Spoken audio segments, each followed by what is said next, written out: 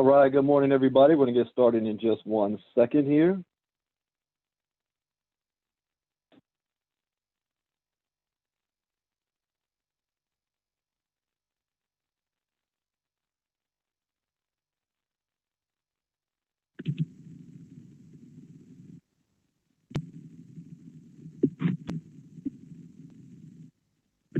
All right, good morning, everybody. We're going to get started in just 1 second here.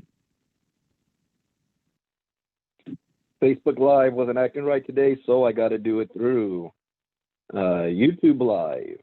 So I need to just make sure I paste this information.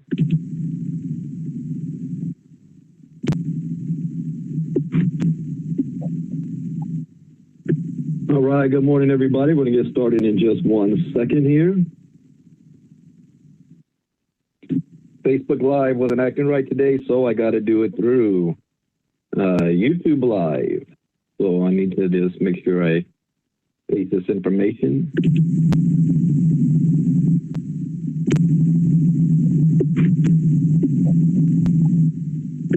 All right, good morning, everybody. We're going to get started in just 1 second here. Facebook Live wasn't acting right today, so I got to do it through. Go ahead and type in the chat box where you're listening in from. I'm just posting this to our other group so people know that we are live in YouTube and not on our normal channel for Facebook. It has been acting right normally the last couple of months, but every now and then it won't allow you to connect. And, you know, I don't know why that is. Sometimes Facebook likes to mess with me. But we'll get started in just 1 second.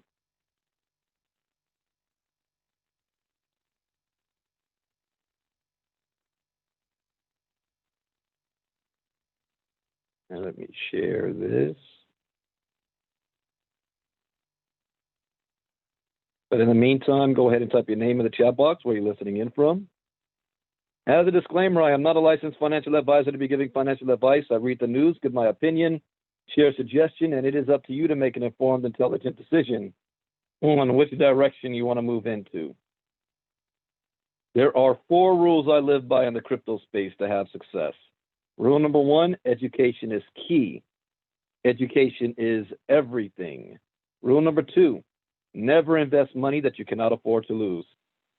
Rule number 3, always get a return on investment back as fast as possible. And rule number 4, where do you see yourself in 3 months, 6 months, a year from now? What are you willing to do to make that happen? Make a decision, find a vehicle, take action, stay focused, and do not get distracted.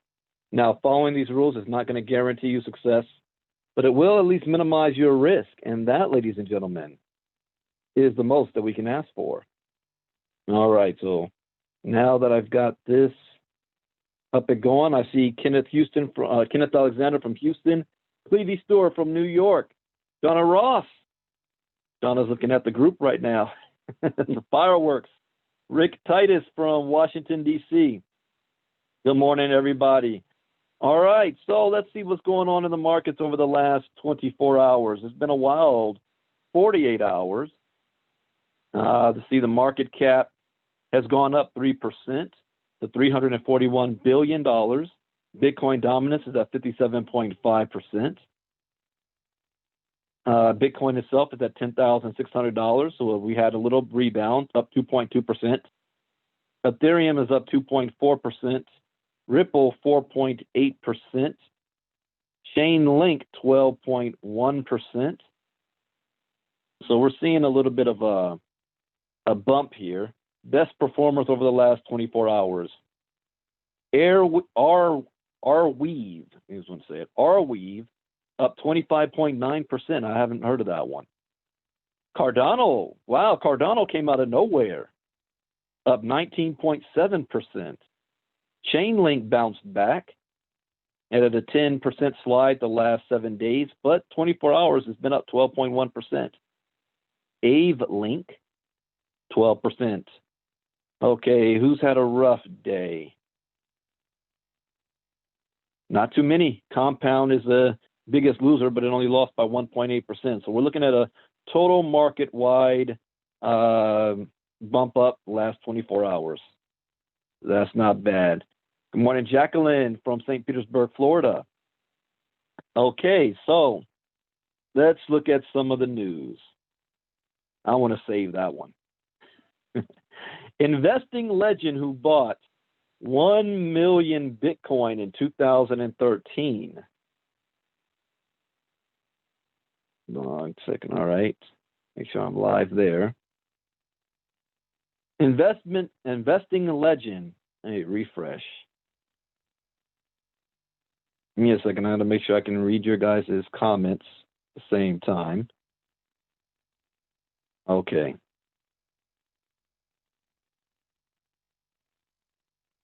Bought 1 million Bitcoin in 2013, reveals strategy for catching the next big trade. Okay. What's the strategy? Chamath Palihapitiya, chairman of spaceflight company Virgin Galactic, who bought 1 million Bitcoin in 2013. Billionaire, is outlining his investing strategy for spotting the next big trade.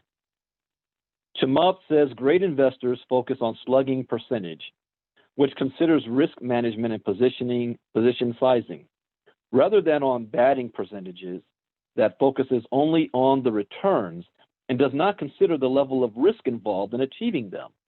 He says smart investors find one big winner and then ride it hard. Investing 101. Don't confuse slugging percentage with batting average. The former is being the cool kid in high school. You're a rare thing and everyone wants to know the secret. The latter is like going to the prom with your mom. Everyone talks about it, but not kindly. Savvy investors know when to capitulate, buy up, when to be risk on, and ride the winners. They care more about owning a big piece of one winner versus irrelevant pieces in many winners. Chamath made a big bet on Bitcoin in 2013. At the time, the price of the King coin was around $80. Oh, can you imagine buying 1 million Bitcoin at $80? With the flagship cryptocurrency currently hovering at over $10,000, his investment is worth over $10 billion.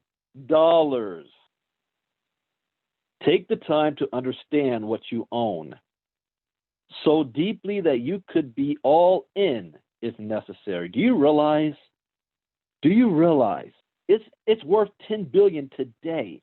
What happens when it goes to $100,000 a coin? He's over $100 billion. Like that. Take the time to understand what you own so deeply that you can be all in if necessary. It should never come to pass, but if you have this level of conviction, you will size and add appropriately and let your slugging percentage do all the talking. For example, I've made some great bets before, but nothing compares to my Bitcoin bet in 2012 in sizing up. Slugging percentage. P.S. Hold. He ain't cashing out on that $10 billion. What would you guys do? If you knew you had a fortune of $10 billion in Bitcoin right now, do you think that you and your family is set for the next 200 years? And he's still saying, hold. Chamath also says that since the traditional approach to investing in equities and bonds for retirement no longer works, it is a good idea to increase exposure to alternative assets like crypto, art, cars, and baseball cards.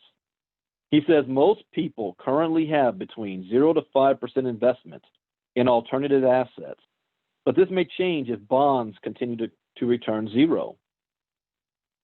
I found a good quote in this one. I'm going to quote this. All right. Next up. Did I skip one? Yeah, billionaire investor Ray Dalio outlines looming threat to the US dollar. Here's why he's not buying Bitcoin. Now, this is interesting. We've got one billionaire that's bullish on Bitcoin. We've got another billionaire that says he's not buying Bitcoin, but thinks that there's a looming threat to the US dollar. Okay. The founder of the largest hedge fund firm in the world is sounding the alarm on the future of the US dollar. Ray Dalio, founder and co-chief investment officer of Bridgewater Associates, says that just like empires of the past, the United States is showing signs of decline and faces major threats to its currency. In an interview with MarketWatch, Dalio outlines three major issues threatening America and the US dollar: money and credit cycle problem, a wealth and values gap problem, and the emerging power of China.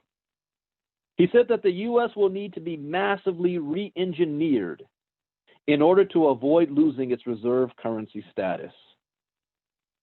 But if we don't do this engineering well, we're going to spend in an unlimited way and deal with that by creating debt that won't ever be paid back. And we will risk losing the reserve currency status of the dollar. Despite his concerns about the future of the dollar, Dalio is not bullish on Bitcoin. In an interview at the World Economic Forum in Davos, Switzerland, he warned against Bitcoin, saying it doesn't serve the two main purposes of money. There's two purposes of money: a medium of exchange and a storehold of wealth. And Bitcoin is not effective in either of those cases now. Oh, that's code words, code words. I guarantee you he's got a stash of Bitcoin. I guarantee you he does. These guys never say anything publicly without thinking about it first, because they know whatever comes out of their mouth can and will be used for or against them. They can affect their investments, their stock, their value, their businesses. So they're very careful about what they say. This is why I never follow what they say. I follow what they do. Follow what these people do.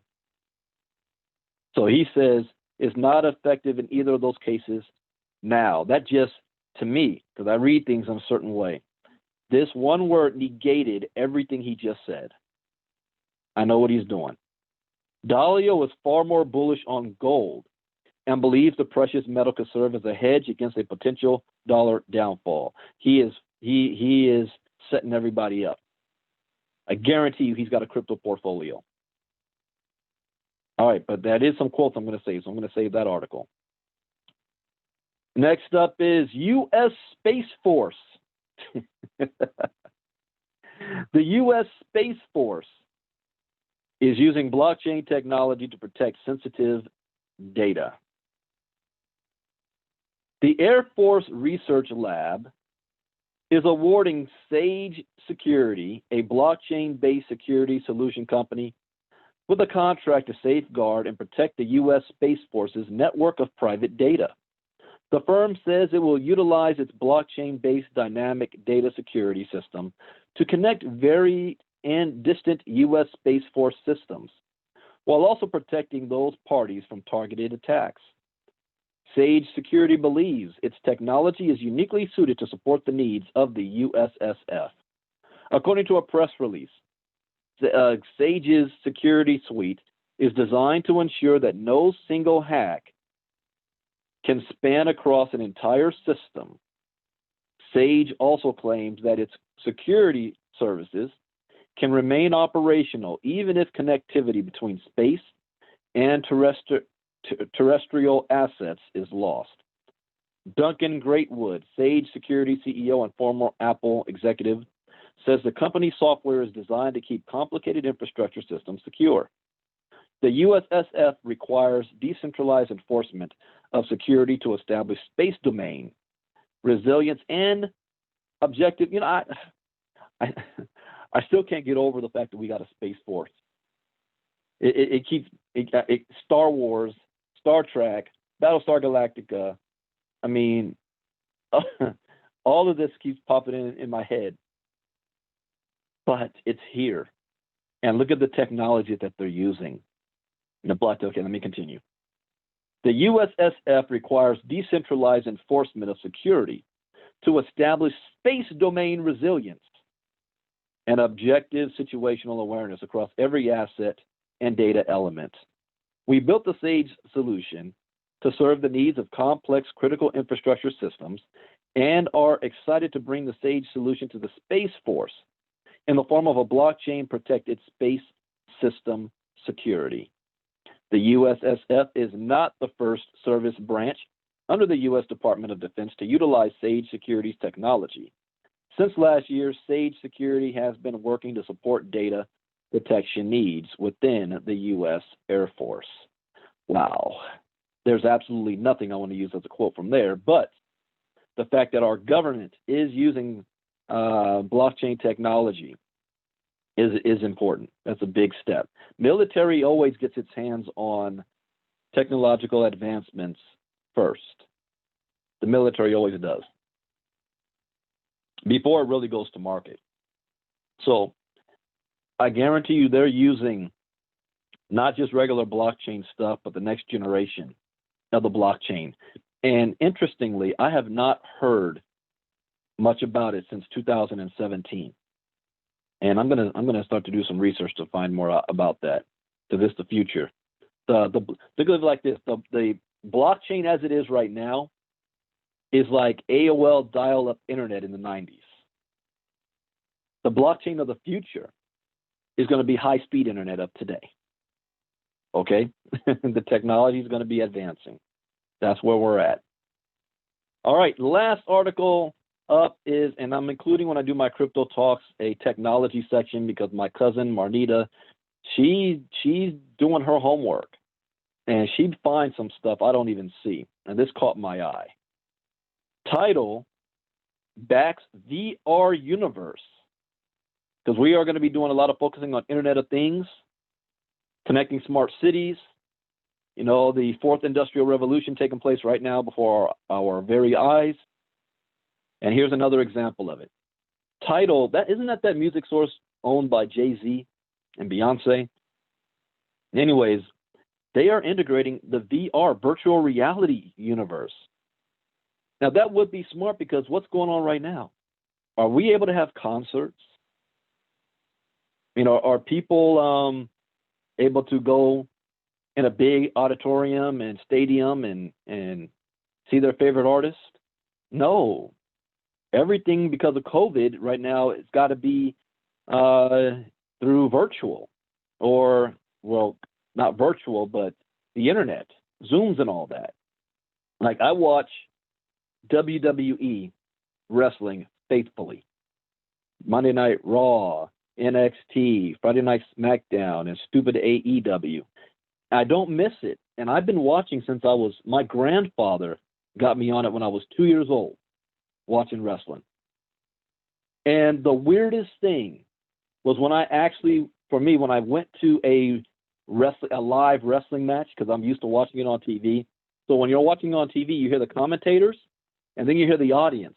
But it's still controlled by their control booth, because they can control the sound that you're hearing through your TV.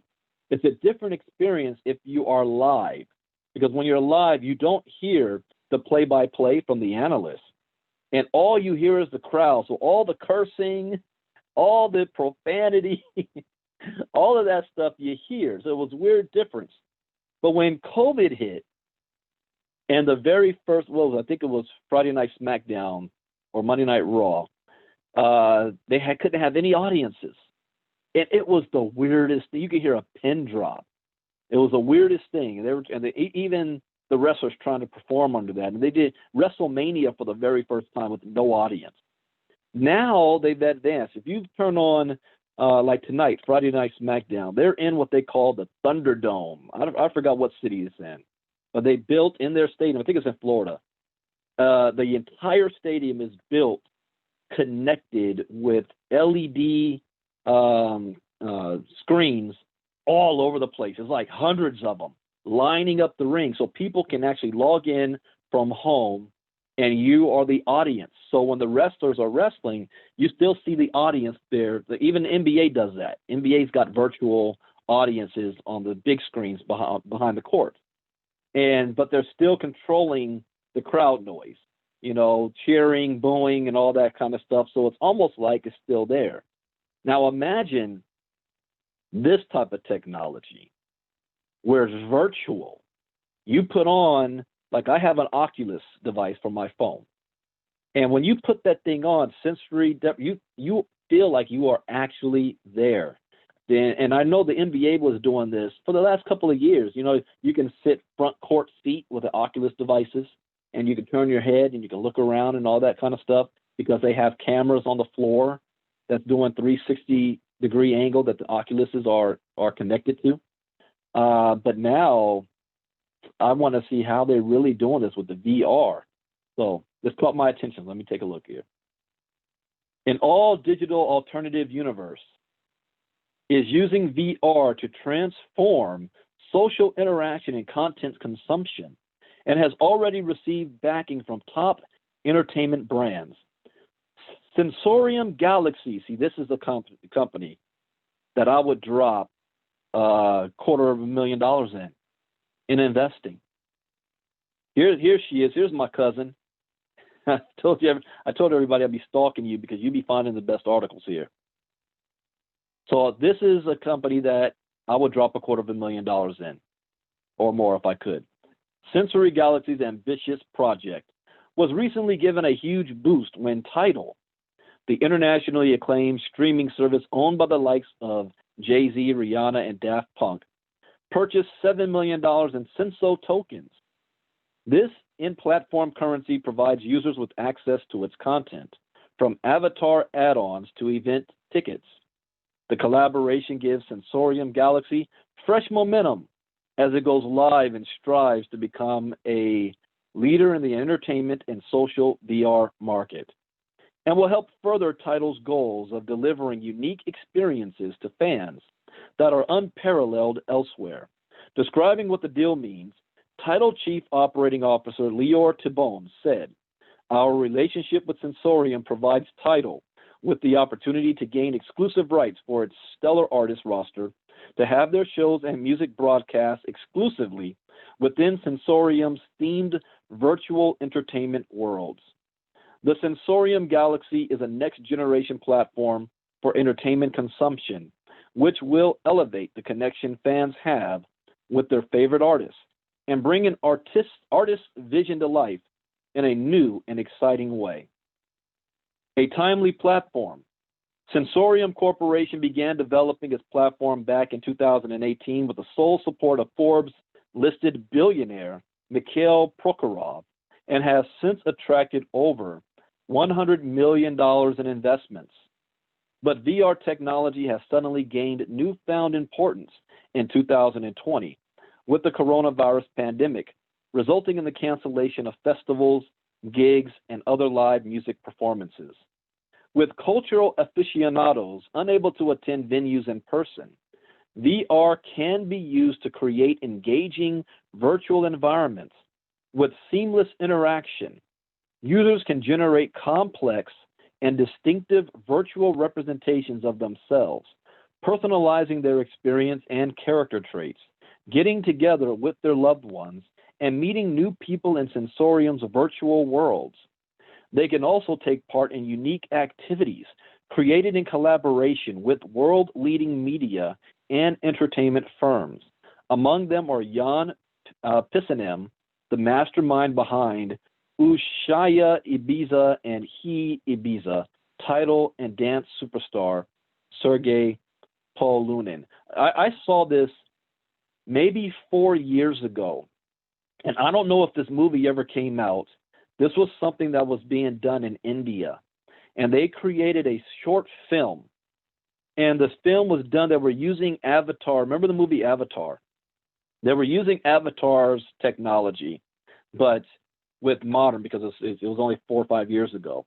and they had these, all the cameramen had on the all black outfit, and devices connected to them, and multiple cameras on themselves, so that they can green screen them out. And they had multiple cameramen all over the set, and it was like a live movie going on. So as people were walking from room to room or whatever, you know how normally, if you ever seen a movie production, they have you don't see the cameras on scene, but they're just right off screen. Here, there were no cameras like that. They had them far away that could zoom in, but it was all first person. And the whole thing was designed so that people could put on their Oculus sets, and they are actually in the movie with the people. Now, this was like a murder mystery, and they can go from room to room or follow a different character during the movie. So different, if one person is experiencing a different part of the movie than another person. So let's say it's a murder mystery, right? And the person following character A is listening to their conversation in another room, while character B is in another part of the house having a conversation, and these two don't know the same conversation. See, when we watch movies, we see all sides. So we know the plot, you know? We know, oh, that dude's got bad intentions, watch out for him. But in reality, you don't know that. You don't know that that person's scheming behind your back. But what if you watch the movie from a first-person standpoint? It was just, when I saw that, it blew my mind. I saw it on Tech TV and stuff. And I lost whatever happened to that. It was very, very expensive. So I don't know if they were able to finish it or not. But that's going to be the future of entertainment. My mind is just blown when I start thinking about all of those possibilities. So anyways, what if imagine this.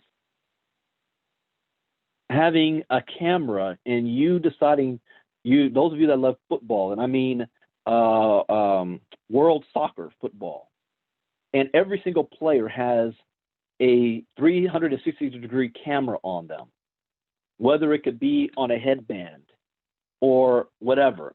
So as they're running around the field, you're seeing everything from that player's point of view. So you can have maybe a split screen. On one side of the screen, you see the whole field like everybody else. On the other side, you just see that player's point of view, and you're actually in it with them as they're running down and kicking the ball. It is, I mean, the technology already exists, but this is going to get so big and so fast. So let me finish this. Sensorium Galaxy is built on Unreal Engine 4 and gives users much needed access to culture. Referring to the title transaction, Chief Communications Officer Brian Keane said, I just had another thought. Can you imagine in basketball? Let's say, man, I wish this was in the 90s, and you were virtual Michael Jordan. So you're on the court, you're seeing everything from Michael Jordan's perspective, and you see him standing on the wing, and you see the ball coming to him. You don't see his face. You don't see Jordan at all. You are Jordan watching. And he catches the ball, and you see him do his dribble. He does a spin. He goes down the lane. You see him jump, or he's actually jumping, and you see the defense jump, and then all of a sudden, boom, and he dunks on everybody. And you see it from his perspective. Man, oh, this is going to be exciting. Okay. It allows you to get together regardless of real-life distances, explore a wide range of virtual activities, and experience art in entirely new ways by simply changing the perspective, getting closer to the artist, and enjoying shows and worlds that look like nothing you've seen before. Using a VR headset is recommended for a best-in-class immersion experience, but in an attempt to welcome as broad a cross-section of users as possible, Sensorium Galaxy is also accessible through dedicated applications for PC, iOS, and Android. Title's involvement with Sensorium followed another collaboration with the legendary nightlife executive, Pissonem, who had a starring role in the creation of Ibiza's vibrant, modern clubbing landscape. Through this partnership, Pissonem will serve as the driving force behind the creation of a virtual electronic music world within the Sensorium Galaxy. Now, again, this technology is not new. The military, you go back 30 years maybe, when soldiers are wearing, cameras on their helmets. And the Pentagon from home is able to see, just like the Bin Laden raid, it was recorded. And they're able to see the generals and army, they're able to see from the soldier's perspective everything that's taken place. Now imagine that happening in entertainment, only you're not looking at it on a screen. You have the VR headset and you are right there with them. Prism and motion. In time, Sensorium hopes to help users achieve digital immortality. What does that mean? AI technology delivers the freedom to create avatars that aren't just a virtual representation of ourselves, but an extension of our persona. That is huge, and that's also dangerous. It is dangerous because people will get addicted that their real life sucks, right? But their virtual life is awesome. And they will spend 90% of their time in their virtual life.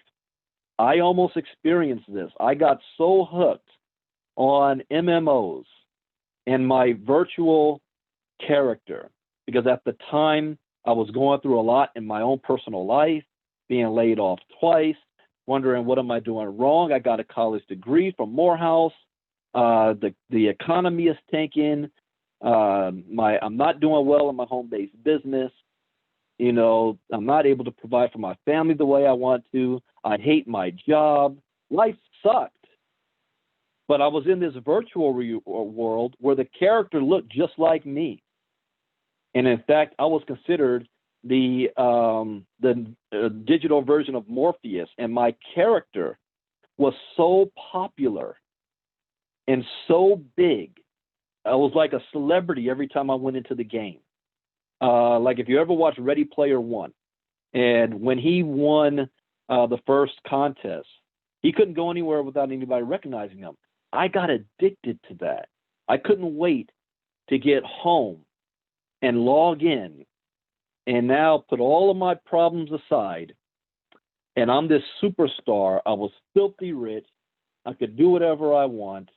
I led a huge clan. I was in the magazines and articles. I got completely immersed in that game, that I would rather be there than the real world. And then because of technology, even if I was at work, we could log on through our characters and chat with other people, and we would strategize when everybody got home, what raids or whatever things we were going to be doing. That was my life. But I had to come to a point where none of that was producing in real life. I still had a family to take care of. And so I said, all the talent that I put into creating a giant in that game, I need to put into real life. And I had to stop, cut it completely off. And so I limit how much interaction I do, because you can get addicted to that stuff. And that's what's going to end up happening, unfortunately, with this, because your avatar is an extension of you. And so with technology today, you own it. It is you. You're going to be able to virtually own things, own property, build things that is recorded and belongs to you.